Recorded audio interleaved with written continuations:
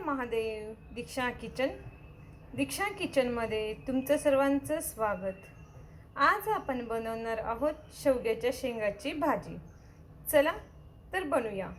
मी इथे शेवग्याच्या शेंगा घेतले, मी तिकडे ठेवले. तसंच 2 चमचे तेल टाकून घेतले.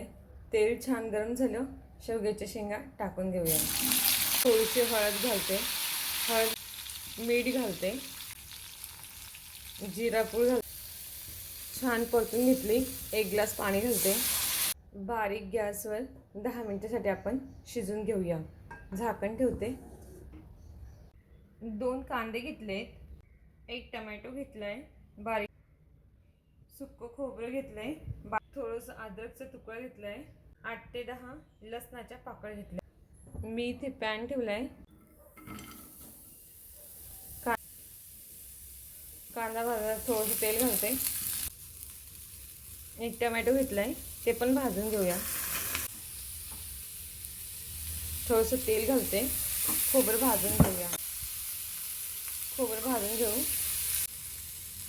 लसूण, अद्रक हे पण आपल्याला फ्राय करून घेऊ. मग थोडीशी आपण छान भाजून घेतलं. मिश्रण थंड होऊ द्यायचं. मग मिक्सरमधून काढून घेऊया. आपण शेंगा छान फ्राय करून, मसाला छान थंड झाला. आता मिक्सरमधून काढून घेऊया. मी इथे कढई ठेवली. तेल छान गरम झालं. फोडणीला कोथिंबीर घालून घेऊया. वाटून घेतलेला मसाला घालून, गरम मसाला घालून घेऊ. लाल चटणी पावडर, घरचा मसाला येतो. थोडंसं गरम हळद घालते. छान परतून घेऊ मसाला. बारीक गॅस ठेवायचा मसाला फ्राय करताना. आपण मसाला फ्राय करून घेतलाय. मसाला खाली लागतो म्हणून थोडंसं पाणी टाकून घेऊया. आपण मसाला छान फ्राय करून घेतलाय. शेंगा टाकून घेऊया. मस्त एकजीव करून घ्यायचा. शेंगा टाकून मसाल्यात परतून घ्यायचे. छान असं पाणी अजिबात घालायचं नाही आहे.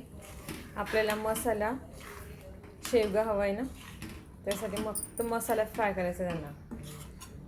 बारीक गॅसवर 5 मिनिटासाठी आपण छान थोडंसं मीठ घालूया, कारण शेंगा मसाल्यामध्ये छान आपण 5 मिनिटं फ्राय करून घेतली.